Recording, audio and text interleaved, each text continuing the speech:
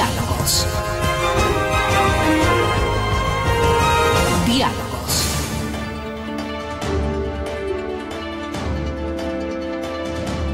Buenas tardes, amigos, estamos iniciando Diálogos. Quiero saludar a nuestros amigos de Manavisión, de T de Color, Canal 39, y a nuestros, siempre, ¿no?, nuestra audiencia permanente de Radio Democracia, la 920 AM y Democracia TV. Está ya con nosotros el doctor Víctor Granda. Le hemos invitado no solo por su larga experiencia política y el análisis, además de catedrático universitario, para hacer una evaluación. La Corte Constitucional, nombrada por el Consejo de Participación Ciudadana, o designada después de un proceso por este Consejo, cumplió un año hace 2 días. Entonces queremos evaluar qué resultados ha obtenido, qué se puede ver. Además, pues Víctor Granda es un abogado litigante también, ¿no? Bienvenido, Víctor, buenas tardes. Una primera apreciación de la Corte Constitucional y esto que se ha dado en denominar que es una... Bienvenido, buenas tardes. Buenas tardes, Francisco, muchas gracias por su invitación y un saludo a las personas que escuchan su programa y lo ven. Bueno, en verdad, este acontecimiento de estos días, de haber celebrado ya un año en funcionamiento de la Corte, creo que relieva el acierto que tuvo el pueblo en la consulta popular que hizo el gobierno respecto de la necesidad de una reinstitucionalización del país, ya que las principales dependencias del Estado y particularmente la Corte Constitucional, que es el órgano supremo de control de la constitucionalidad del país e incluso del control jurisdiccional, porque la Corte, de acuerdo con la nueva Constitución, también controla las sentencias judiciales, algo que no hacía. Es una cosa novedosa, ¿no? Sí, pues pero antes... en el nivel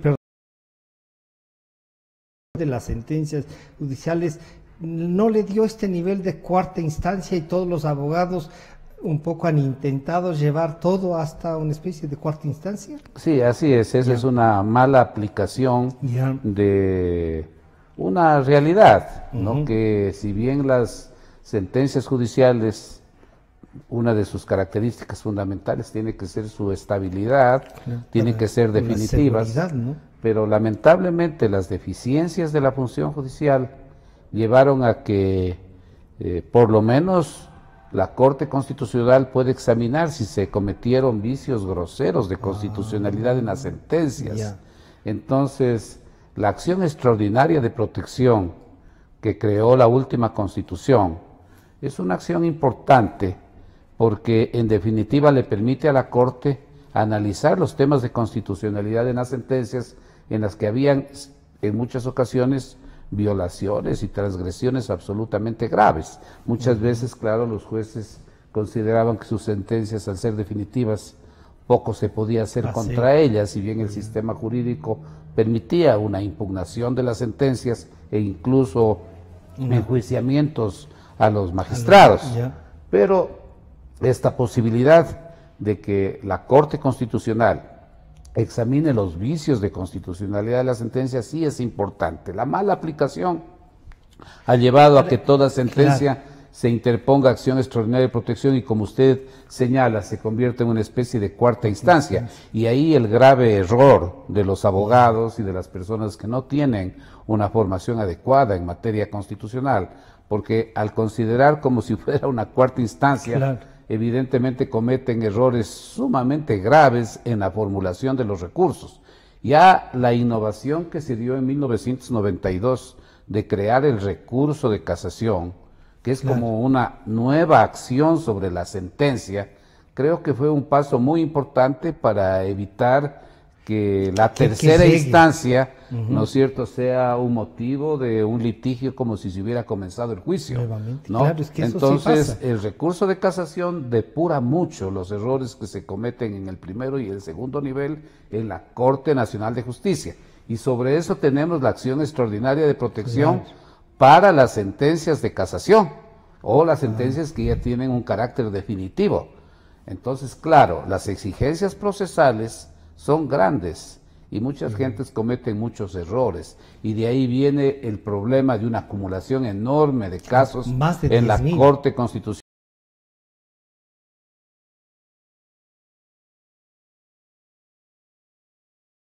Constitucionalización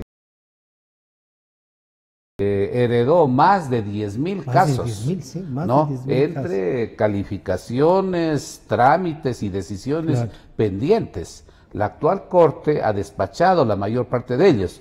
Claro que a veces también ha despachado negando absolutamente todo. En algunos parece que casi lo ha hecho, de cajón. Que no se admite porque no es. Cosa que debieron haber hecho. ¿Cómo se logra? Digamos, esta Corte está diciendo, de cajón ha despachado, y algunos dicen, claro, así se puede bajar 4 o 5 mil causas diciendo no va.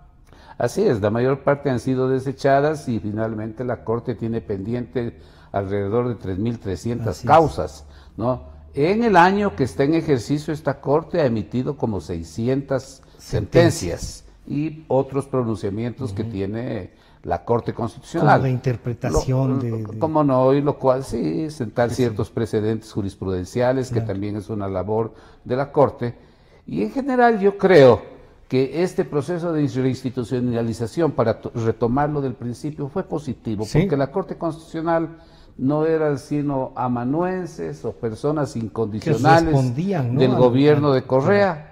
No, el hecho de que la señora Martínez haya sido vicepresidenta. La selección de la Corte por parte de las 3 funciones del Estado, finalmente con el control que tenía Correa y Alianza País de todas las funciones del Estado, prácticamente le permitía a él poner a las personas que él decidía en la Corte Constitucional. Siendo justos, también hay que señalar que no todos los jueces eran jueces. En ese... bueno, no en el sentido de una relación con el gobierno, sí, pero en el despacho, en el análisis de ciertos asuntos y temas, que... especialmente en los asuntos de índole personal, porque los asuntos en donde estaba involucrado el Estado, finalmente pues el gobierno de Correa no solo que controlaba a los jueces de la función judicial, él ordenaba desde sus sabatinas, o el secretario jurídico de la presidencia, que incluso ha sido denunciado por el propio hermano del presidente Correa, el señor Fabricio Correa, presentando una serie de correos y de documentos en donde el señor... Demuestra que tenía injerencia en la justicia. Total. No solo para los asuntos del Estado, donde incluso hay oficios en donde él hacía circular en la función judicial con su petición a la Corte Nacional de que no se puede fallar en contra del Estado, lo cual es realmente una barbaridad en un Estado de Derecho, ¿no? Sino lo que denuncia el señor Correa es que él utilizaba el poder que tenía como secretario jurídico de la presidencia para tramitar sus causas personales, o sea, los juicios que tenía en su bufete profesional en Guayaquil, y de esa manera asegurarse que sus clientes sean satisfechos en sus pretensiones, al margen de si tengan o no tengan razón. Entonces, claro... Eso es, porque si tuviesen razón está bien. Sí, claro, pero digamos... Pero tampoco estaría bien que así tengan razón, se ejerce el poder político para eso. Claro, no, pues para eso además es una cosa grave, ¿no? Porque él como funcionario público, de acuerdo con la ley, no puede ejercer la profesión. Los funcionarios públicos están prohibidos de ejercer la profesión, salvo en asuntos muy especiales que determina la ley. Bueno, la cátedra no es considerada tanto como un ejercicio profesional, ¿no? Pero digamos, estoy hablando en el asesoramiento y tramitación de los litigios, ¿no? Y sin embargo, de lo que parece, el señor seguía ejerciendo de manera muy fructífera. Por interpuestas personas, pero ejerciendo presión directa. Ejerciendo él y su estudio jurídico. Entonces, claro, ahí el cliente que iba estaba asegurado. También en la sentencia, ¿no? ¿Cuánto habrá costado? ¿No? Y ahí yo lo que le quería decir es un abuso esta de poder, Corte Constitucional que se llamó la cervecera, y que además después fue la de los Transformers, porque solitos se volvieron Corte Constitucional, se declararon así. La Constitución decía que habrá que tener corte, entonces el famoso Tribunal de Garantías Constitucionales se hicieron ellos mismos corte. Entonces, así los es. Transformers les decían, la una. Y la otra, esto de que tenía tarifas, de que hasta para admitir los temas había que los jueces, ministros de la Corte Constitucional tenían precio por cada una de las cosas. ¿Usted diría que en este año se logra desvirtuar? Bueno, yo pienso que ese tipo de escándalos entiendo que se han reducido. Yo no he escuchado, por lo menos, que en la actual Corte exista ese tipo de prácticas. Tampoco se podría descartar. Porque claro, como usted no sabe, hay que darles un certificado así nomás. Claro, digamos, porque digamos, esa es una estructura con una cantidad grande de funcionarios que han estado que bien no puede llegar en al máximo nivel, pero que están ahí. Constitucionales, ¿no es cierto? Han estado en la Corte Constitucional anterior y siguen en la Corte actual, porque no pueden ser tampoco despedidos de sus funciones. Lo que no he escuchado yo, por lo menos, es que todavía estén con esas prácticas. Es que en el máximo nivel existe ese tipo de exigencias. No pueden haber exigencias e influencias en otros niveles. Pero digamos, antes era conocido, notorio el hecho de que más alto nivel. Claro, incluso de la presidencia de la Corte, pues ahí precisamente este famoso escándalo en torno a los problemas de la cervecería, precisamente involucraban al presidente, desde al el secretario general hasta el presidente. Las más altas dignidades de la Corte, que evidentemente en la Corte Constitucional el presidente ejerce un papel trascendental, ¿no? Porque es un poco el que orienta la institución, define el momento en que un caso tiene que ser conocido, ¿no? A veces incluso por efectos de prioridades en los asuntos puede alterar el orden o la secuencia cronológica de los casos. Entonces, evidentemente el ejercicio de la presidencia era un ejercicio muy importante. Yo no podría decir, porque digamos estaría faltando a la verdad, de que en la época del anterior presidente, no me refiero al señor Pazmiño, sino al doctor con nombre Ramírez. y apellido. No, me refiero al doctor ¿Ramírez? No, Ramírez era de la Corte Nacional. Y el anterior presidente, que era un exdecano de la Facultad de Derecho. Doctor Ruiz, Alfredo Ruiz. Que amigo mío, por eso me pareció extraño, ya deben ser los años que me comienzo a olvidar las cosas. Pero a lo mejor le alejó esto de que sea presidente de la Corte. Sí, efectivamente, no, las relaciones ya no eran tan fluidas como antes, pero fue un hombre que se desempeñó, me parece a mí, correctamente, decentemente. Yo lo conocí a él. Le ganaban con los votos. Sí, yo le conocí a él como abogado sindicalista, como profesor universitario, como coideario del Partido Socialista. Él estuvo del lado del grupo de los señores Patiños y claro, se separó, en el régimen, se distanció y se volvieron colaboradores del gobierno, pero es un hombre correcto, decente, que se le podría acusar de que tuvo algún enriquecimiento personal, individual, como sí ha ocurrido. Lo que uno podría es lamentar que se haya quedado con ellos. Lamentablemente, así es, sí. ¿No es cierto? O sea, uno dice, reconoce... Incluso algunas sentencias, ellos en el último año, fueron interesantes. Fíjese, por ejemplo, esa Corte Constitucional del doctor Alfredo Ruiz declaró la inconstitucionalidad de las enmiendas constitucionales. Recuerda que Correa ya ha iniciado este gobierno. Y ha iniciado el gobierno. Sí. Pero en todo caso tuvo también frente a una persecución feroz que tuvo la Universidad Andina por parte de Correa, la Corte, presidida por el abogado Alfredo Ruiz, dio la razón al derecho que tenía la Universidad Andina de nombrar a sus legítimas autoridades. Entonces...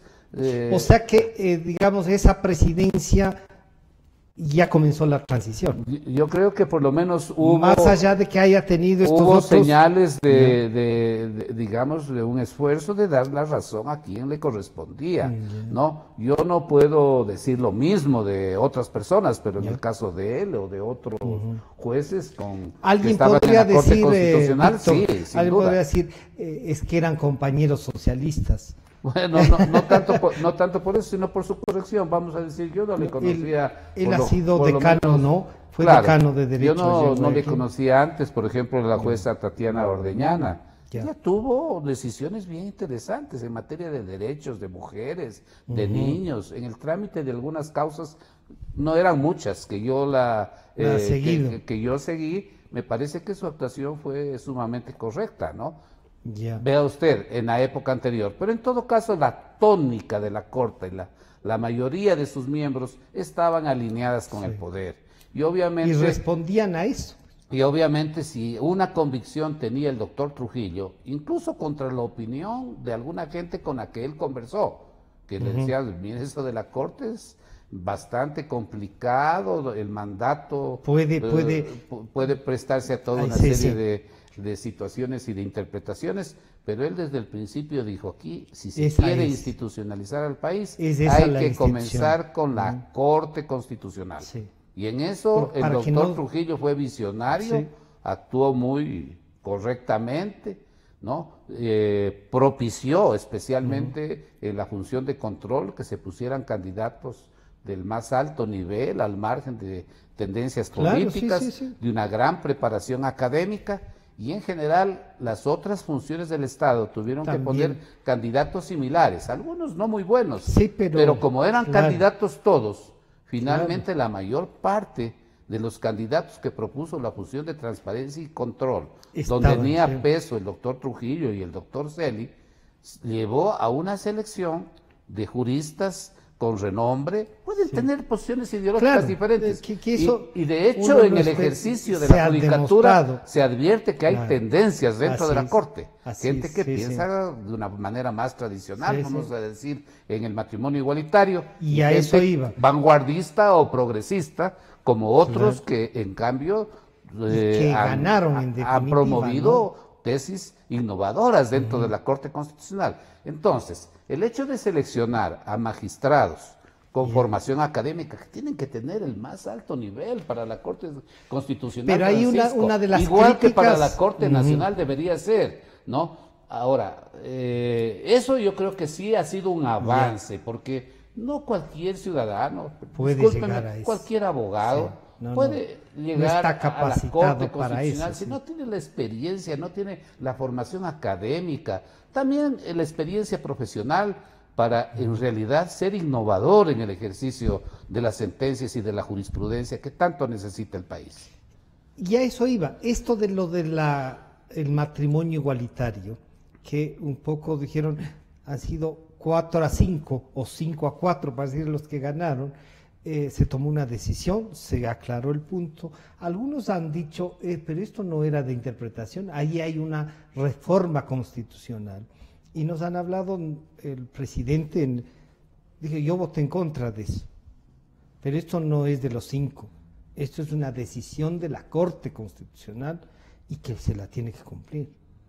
No importa si no representa mi pensamiento, yo voté en contra de esto, dicen. Sí, claro, así es. Él ha tenido una serie de ponencias, ¿no?, que representan una orientación ideológica distinta a una orientación progresista, más bien de un corte conservador, pero en todo caso con fundamento jurídico, porque digamos yo puedo sin ningún problema, ¿no?, sentarme a conversar con un jurista que tenga una posición ideológica distinta a la mía, a lo mejor un enfoque del derecho con parámetros distintos a los míos.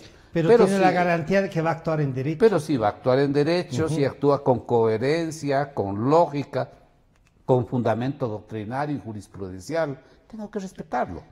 Y yo creo que en la Corte sí se advierte, ¿no? Sí se advierte que existen dos tendencias, por lo menos, ¿no? Una de gente más vanguardista, progresista, que ha trabajado especialmente en temas innovadores del derecho constitucional, algunos vinculados a la universidad, claro, cómo no, que han impulsado desde la Universidad Andina una serie de estudios en materia constitucional, como el doctor Grijalva, como el doctor Ramiro Ávila, que además han estado vinculados a organizaciones sociales, alternativas. ¿Eso no les volvía un poco militantes? No creo, porque digamos el hecho de participar de corrientes progresistas, vanguardistas, no solo en Ecuador, sino a nivel generando tesis no universales. ¿Cómo no? Y fundamentalmente basada en el ejercicio de los derechos. Si a nivel internacional cada vez el mundo del derecho se ha transformado fundamentalmente por la vigencia amplia, incondicional de los derechos humanos. Entonces ellos lo que han hecho es ir desarrollando unos derechos adicionales a los que están. Y los derechos son derechos humanos, ¿no? En materia de derechos a veces también hay que defender los derechos de las minorías, no es que en los derechos hay mayoría y minoría, los seres humanos somos seres humanos integrales en general, y entonces en general obviamente algunos no tienen ese enfoque y obviamente hay discrepancias sobre el tema del ejercicio de los derechos. Pero, ¿y usted diría, ahí se extralimitó la Corte o yo simplemente, yo ya personalmente, con su posición, usted diría que estuvo bien entonces? Yo creo que estuvo bien, quienes se opusieron también tenían sus argumentos, porque efectivamente la Constitución y varias leyes del país tenían una orientación que lesionaban derechos de minorías, pero justamente que las convenciones, resguardando las convenciones internacionales, más la aplicación del 11, me parece, en el numeral 5, ¿no? Claro, porque dicen que son que los derechos son progresivos. Así es. Entonces, claro, lo que hicieron estos constitucionalistas es aplicar la preeminencia que incluso tienen en materia de derechos los convenios internacionales, porque así dice la Constitución. La Constitución es la máxima autoridad jurídica del país. La Constitución, pero la misma Constitución señala que en materia de derechos humanos, si los derechos, ¿no es cierto?, superan las normas constitucionales, tienen un privilegio en su aplicación, y entonces entiendo que eso fue lo que hicieron. Lo que priorizó. Otras personas consideraban que no, que la Constitución, que las leyes, que habría que hacer una reforma constitucional, etcétera. Bueno, eso es parte de la discrepancia natural dentro de la Corte. En estas sentencias que han tenido en este año, usted decía son como 600 las que han producido. Así es. Pero de estas así que han llevado al debate nacional, estaba la que resuelve sobre el diario La Hora, y dice, en libertad de expresión, y dice, el Estado no tiene ¿cómo se llama? Derecho a la honra. Derecho a la honra. En ese sentido, hay algunos que han dicho, ¿cómo que no tiene derecho a la honra? El funcionario público dice, no, pero no es lo mismo el Estado que el funcionario público, que él podría demandar otra cosa, ¿no? En ese sentido... Este es un asunto el que usted acaba de plantear, Francisco, muy importante, también creo yo, de avance, de innovación de la Corte Constitucional. No conozco si en ese punto se dieron mayorías o minorías. Me imagino que más bien ahí debe haber casi un consenso, o casi una... que también puede ser... Se llama voto salvado en ese caso. Hay votos salvados, hay votos discrepantes también en parte, en otra parte están de acuerdo. En general, en fin, me parece que generó un consenso. No conozco yo el detalle, pero también es otro de los avances de esta Corte Constitucional al señalar eso, ¿no? Y de manera general entiendo que se ha establecido una especie de un precedente por parte de la Corte Constitucional, no solo de que el Estado no tiene, los organismos del Estado, derecho a la honra, sino en general que el Estado ejerce potestades, no derechos. Esto, por ejemplo, es muy importante. Para un montón de otras cosas, ¿no? De la vida diaria. No solo para el tema de libertad de expresión, ¿no? Al que se refería usted en el caso concreto del litigio con Ahora, sino que esto tiene una repercusión muy grande incluso para el trámite de las acciones extraordinarias de protección. Porque se daban casos en nuestro país en donde acciones y juicios contra el Estado, finalmente, a pesar de toda la presión que había del Estado, los jueces no les quedaba otra alternativa que darle la razón al ciudadano o a la persona que había demandado al Estado.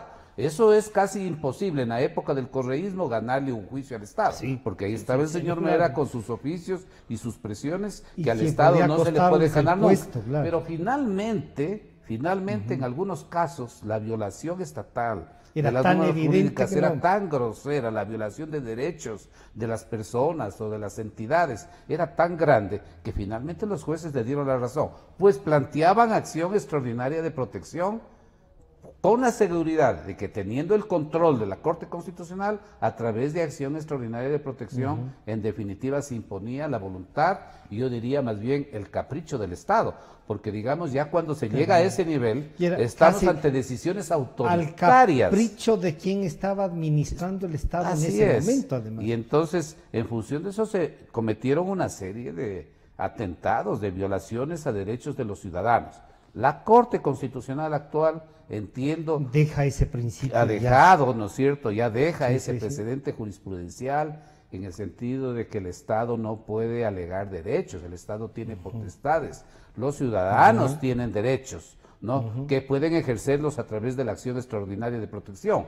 Eso no quiere decir que el Estado como persona jurídica no puede ejercer las potestades y las posibilidades que como persona jurídica tiene. En cada uno de los ámbitos de desarrollo. Donde se desenvuelvan, ¿no? Claro, porque por ser los municipios, esa ficción jurídica de convertirlo en persona es lo que permite que el Estado también pueda contratar, pueda litigar, pueda estar en un proceso judicial.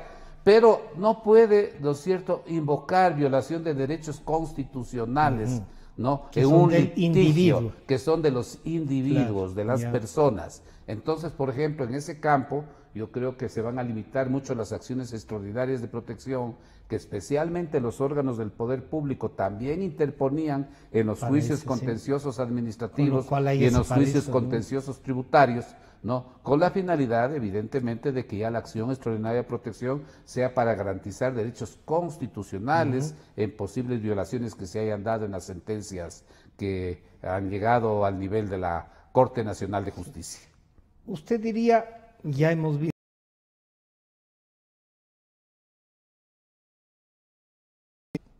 derechos progresivos, digamos, están dándonos la libertad de expresión, están diciendo, oiga, frente al Estado ustedes tienen estas potestades y el Estado no va a poder pararles en esto de la libertad de expresión. ¿Qué otra sentencia usted diría? Bueno, fíjese, por ejemplo, en materia laboral yo no le he visto a esta Corte todavía alguna innovación, más bien la Corte del doctor Alfredo Ruiz, que le comentaba, fue un largo profesor, fue por largos años profesor de Derecho Laboral en la Universidad de Guayaquil y decano. En esa corte se declaró la inconstitucionalidad de la Ley de Justicia Laboral del Correato, que precisamente entre una de esas normas establecía la eliminación del aporte del 40%, ¿no?, del gobierno al financiamiento de las pensiones de la seguridad social. Que decían que eso se hizo al final y era para intentar quedarse. Bueno, ahí hay una interpretación, pero en todo caso, o sea, fue muy positiva. Fue muy positiva. Declarar inconstitucionalidad las enmiendas, importantísimo, porque las enmiendas era sobre todo, también lesionaba derechos laborales y especialmente estaban orientados en contra de la Contraloría, para quitarle la potestad de la auditoría, ¿no es cierto?, de ejecución. Y de ejecución. De ejecución, ¿no es cierto? Entonces, a eso estaban orientadas las enmiendas constitucionales, a limitar derechos de los ciudadanos. Eso las dejaron sin efecto. Y en el campo de la denominada justicia laboral, yo fui uno de los demandantes, patrocinándole al GUT, ¿no? En este caso, también logramos que esa corte deje sin efecto y que restablezca los derechos, especialmente de los afiliados, al 40%. Y le ayude en algo a intentar si no, el seguro estuviera arruinado. No, ya estaría arruinado. Si con el hueco que se creó en los 2 o 3 años de la vigencia de justicia laboral, eso significa un perjuicio al Estado de alrededor de 8.000 millones de dólares. ¿No es cierto? Entonces, el restablecimiento no tenía efectos retroactivos, pero ha permitido que con el nuevo aporte del Estado, por lo menos en algo la seguridad social levante la cabeza y no se ponga en una situación de extremo riesgo como estaba, si es que se mantenía esta disposición correísta de eliminar el 40% de aporte al Seguro Social. Se decía que era la corte de lujo. Pero solo para terminar la idea, Francisco, no he visto todavía una posición normas sobre, y hay temas laborales que están pendientes, pero por ejemplo, sí ha tomado algunas decisiones, diga usted, por ejemplo, sobre derechos de jubilados. A los jubilados se les hacía un descuento para aportar sus pensiones, la 13ª y 14ª. ¿No pero que no estaban previstas, de ahí viene una discusión, que no estaban previstos para financiar, y si por vía una sentencia de la Corte les dicen si no hay derecho a que les quiten, pero tampoco hay una respuesta financiera. Sí, pero tiene que buscar, el seguro tiene que buscar ya la legislatura. La legislatura es la que está en mora permanentemente contra los derechos de los ciudadanos, especialmente en la seguridad social. Que no saben para qué nomás están ahí. Entonces estos señores han detenido todos los cambios y modificaciones que se requerían en la seguridad social, y esta es una que tiene que hacerse, porque evidentemente, como usted sabe, y por la experiencia que tiene, que ninguna prestación del seguro puede tener, no puede estar financiada, claro, como la otra disposición demagógica que se adoptó de dar protección y asistencia médica a los hijos menores de los 18 años, lo cual no está mal. Pero financiada, ¿no es cierto? Financiada. O diciéndole a las personas, señores, ustedes quieren protección para sus hijos menores de 18 años, tienen que aportar. Hasta en los seguros privados hay un copago. No puede ser que en la seguridad social todo el mundo meta la mano y con esta idea de quiera si quedar yo pago, bien, ¿no? Yo pago mis aportes, sí, pero sobre seguro de salud una parte, sobre todo seguro está de debidamente calculado. Y calculado, y si se desborda uno de esos, se daña la seguridad social. Se desquicia, ¿no es cierto?, el equilibrio económico con el que funciona la seguridad social. Bueno, en todo caso, esa decisión sí es positiva y progresista, digamos, porque tampoco, si no estaba previsto en ninguna norma legal. No le correspondía buscar financiamiento a la Corte. No le correspondía, pero sí señalar que no se puede hacer un descuento al margen de las disposiciones legales. ¿Qué tiene que hacer? ¿Qué se tiene que hacer en ese campo? Es establecer una forma de financiamiento de ese tipo de prestaciones para que lo puedan recibir todas las personas jubiladas. ¿Qué debe uno esperar de esta Corte? Esto que le decía yo y comenzaba, esta Corte de lujo. Algunos dicen, saben que ya en la evaluación del año hay a veces demasiada filosofía. Y uno, bueno, el derecho constitucional debería ser eso, no descubrir toda la intencionalidad. Bueno, eso no está mal, ¿no? Porque como digo yo, si están como académicos, que algunos dicen les faltó así sea de derecho, la práctica, de izquierda o centro, no importa que sean jueces, pero que fundamenten, que argumenten. Yo estuve en una comisión de evaluación de la Corte Nacional de Justicia y cuando analizábamos las sentencias, casi todos seguían un parámetro, era una copia de lo mismo. Entonces, o sea, digamos, casi había una estructura, llenen los nombres para del llenar juicio. Los nombres, y a veces se equivocan hasta los nombres, ¿no es cierto? Que a veces ocurre eso en la función judicial.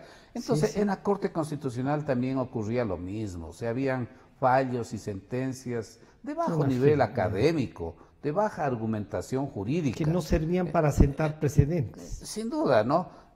Si bien se dieron cosas positivas como las que yo he señalado, pero en la mayor parte de los casos la situación era esa.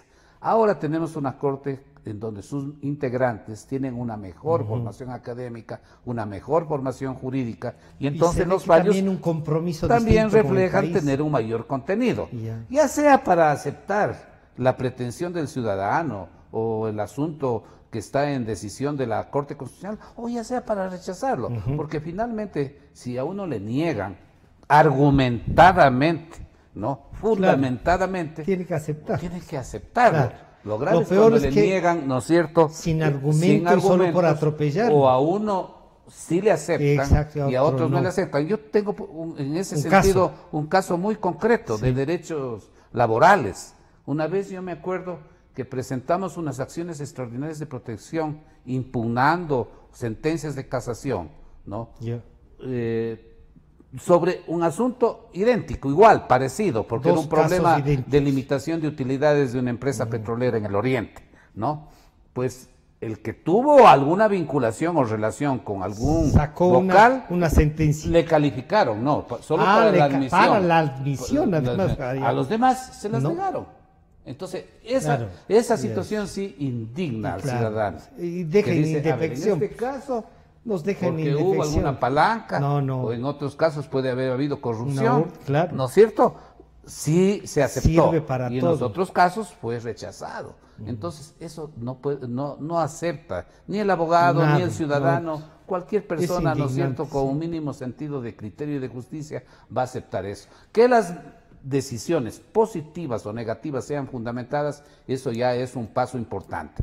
¿Cuál es el pero que hay que ponerle más bien a esta Corte Constitucional? No tanto que tenga elementos filosóficos o argumentativos más profundos, no eso. O sea, el sistema de casos en la Corte Constitucional en donde se concentran las acciones de protección, las acciones extraordinarias de protección, ¿no? Y los otros recursos que se pueden poner en materia de garantías jurisdiccionales son demasiado numerosos, entonces tiene que buscarse una nueva forma de trámite y de agilidad en las decisiones que tiene la Corte Constitucional. Eso tiene que ver ya como una decisión administrativa. Eso implica más decisiones ha tomado la Corte Constitucional actual. Por ejemplo, antes la admisión era un cuello de botella porque cada 2 meses se sorteaban a 3 miembros de la Corte Constitucional como corte de admisión, como sala de admisión. Y por lo general no terminaban pues de conocer todo los lo que había centenares ingresado y casi miles de casos que estaban en su conocimiento. Y terminaban resolviendo a lo mejor en aquellos donde había un poco de presión, influencia que o a lo mejor hasta corrupción, ¿no? Entonces ahora han adoptado una decisión, eso sí es parte ya del ordenamiento interno de esta administración, es que todos los vocales, los 9, ¿no es cierto?, sean salas de admisión. Hay 3 salas de admisión, en otras palabras. Entonces ya no hay esta sustitución cada 2 meses, que además significaba llevar los expedientes de un lado al otro lado, ¿no? Y acumular todo en una sola sala. Ahora hay 3, por eso entiendo que el despacho se ha vuelto más ágil en el sentido de la admisión. Pero ¿dónde está ahora el cuello de botella? En la resolución. De acuerdo con la actual ley de garantías jurisdiccionales y control constitucional, la Corte tiene que conocer todos los casos, ¿no? La Corte en pleno. La Corte en pleno.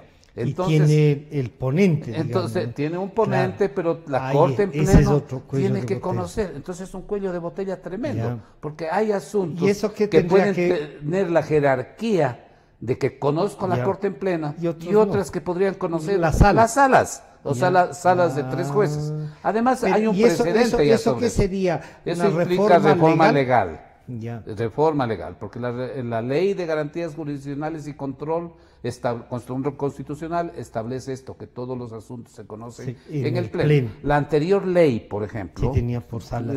Permitía que las salas conozcan las acciones de protección y que si había unanimidad en la sala, el asunto quedaba ya en la sala. Pero si había pasaba al pleno. Vea usted, ese puede ser un mecanismo interesante. Que ya además ya se... Todos los temas, por ejemplo, de garantías, todos los temas que provengan de acciones de protección o acciones extraordinarias de protección deberían ser conocidas en las salas, ¿no? Si es que hay discrepancia en las acciones extraordinarias de protección, debería pasar al pleno. Usted diría, eso puede agilitar la atención a los recursos de inconstitucionalidad debería conocerlo el pleno, porque se trata de una impugnación a normas legales, etcétera, ¿no? Y que va a regular otras normas. Otros ejercicios, otros asuntos que son de competencia de la Corte, como pronunciamiento sobre consultas populares, sobre estados de excepción, deberían ser facultades del pleno, no de las salas. O sea que pero lo más voluminoso, ¿no es cierto?, de los casos que tiene la Corte, por salas, que son las acciones de protección. Ahora, la Corte anterior y esta han tomado decisiones y han dictado sentencias. ¿Qué hacer con el no cumplimiento de las sentencias? Nada menos que de la Corte Constitucional. Son más de 320. Es gravísimo. Y con sentencia, más en algunos casos, más de 4 años de la sentencia. No importa y si a qué Corte la tomó, si la anterior o la actual. Son sentencias y que ahí los funcionarios públicos no les da la gana de ejecutar esa sentencia y nadie les hace nada. Bueno, y no cuando solo... uno dice el 82, deberían destituirles para que aprendan de que una... Y si no, ¿cómo se defiende una Corte Constitucional? Francisco, está bien, eso es una parte, ¿no es cierto?, de funcionarios que no quieren acoger las sentencias y no las cumplen porque no les da la gana, o con cualquier pretexto que tenga, que no hay presupuesto, en fin, en eso sobran los pretextos, los argumentos, ¿no? O los argumentos. También las partes procesales, si usted está en un litigio, ¿no es cierto?, y finalmente el problema más grave de todo es que a lo mejor ya le da la razón, lo cual ya es difícil, el juez, pero no puede cumplirla porque hay toda una serie de mecanismos, ¿no?, para boicotear la ejecución de la sentencia. La jurisdicción, desde el punto de vista doctrinario, no solo es la sentencia, sino la ejecución de la sentencia. Si no, no me sirve, si tengo una sentencia... No le sirve. no le sirve. Y mis derechos siguen siendo atropellados, no me sirve. Yo tengo casos. Podría tenerle en un cuadro la sentencia, pero no me sirven mis derechos. Sentencias de 4 o 5 años ejecutoriadas, vienen todas las triquiñuelas típicas que a veces interponen lamentablemente ciertos colegas que ejercen muy mala profesión o tal vez muy bien para efectos de los intereses de las personas que ellos defiendan. Porque, digamos, alargan los procesos de ejecución, aprovechan ese periodo, por ejemplo, para deshacerse de todo tipo de bienes y luego no cumplir con las obligaciones. Con qué pagar. Exacto, con qué cumplir las obligaciones. Y entonces la sentencia se vuelve casi inejecutable. Si esto pasa, como usted dice, a nivel de la Corte Constitucional, ¿cómo será con sentencias de la Corte Constitucional que no se cumplan, bueno, hay en nuestro ordenamiento jurídico una acción que tiene que ver con el cumplimiento de sentencias. Y yo no conozco en detalle que se haya ejercido esa potestad ya de manera ni radical con lo público ni con lo privado para hacer que se ejecuten las sentencias y establecer las sanciones correspondientes a quienes son los responsables de que no se ejecuten en esta reunión que tuvo la Corte, la gentileza de invitar a varios medios de comunicación, decir que iban a hacer una especie de seguimiento a las sentencias. Claro, uno dice, sí, bueno, gracias que vayan a hacer el seguimiento, pero yo quiero que se cumplan. Pues. Así es eso. O sea, yo tengo una sentencia, oigan, alguien me tiene que garantizar este derecho mío que ha sido vulnerado y que ustedes me están diciendo, sí señor, tiene la razón, se han vulnerado y ya está. Generalmente detrás de todo proceso donde no se ejecutan las sentencias, sea del sector público o privado, hay muchas de las veces acciones de corrupción. O sea, la corrupción no funcionó en orientar la sentencia, sino en el proceso de la ejecución de la sentencia, y eso sí es gravísimo. O sea, un Estado que no pueda dar la garantía de que lo que han pronunciado sus jueces se ejecute, realmente no hay poder público, es un Estado ausente, ¿no es cierto?, ineficaz, incompetente. ¿Qué hacer en esto? ¿Qué sugerirle a esta Corte de lujo para que digan, bueno, yo creo que ejercer las potestades que le da la ley, ¿no es cierto?, cuando hayan denuncias de inejecución de las sentencias, hay un proceso de seguimiento de las sentencias constitucionales, ¿no? Y entonces, sobre eso yo no conozco, pero debe perfeccionarse el sistema que debe existir o debería existir para dar seguimiento a las sentencias, porque la Corte puede volver a retomar un caso que no ha sido ejecutado a plenitud conforme la decisión y evidentemente establecer una serie de acciones y de decisiones y de sanciones y de reparaciones, porque también en el momento que no se ejecuta una sentencia hay un perjuicio, hay un perjuicio ocasionado y entonces tiene que ser reparado ese perjuicio. Entonces me parece que, por ejemplo, estas son cosas que la Corte debería hacer. Está un año en funciones la Corte Constitucional, pero bueno, no hay, tiene de por medio un periodo de ejercicio de sus funciones, hay renovaciones parciales de la Corte Constitucional, lo cual no está mal, ¿no es cierto? Pero tiene, creo yo, ya el tiempo suficiente para hacer nuevas cosas que son necesarias perfeccionarlas, ¿no? Y también incluso creo yo perfeccionar este sistema, solicitar la reforma de la ley de control constitucional para poder agilizar, porque uno de los problemas de la Corte es ¿no? 600 sentencias se han dictado un año, pero son 3,000 y pico que están pendientes, pues. Entonces algo tiene que hacer. Ahora pongámonos a pensar, 600 sentencias significa que se dictan 2 sentencias prácticamente al día. Deliberar y aprobar una sentencia no es fácil.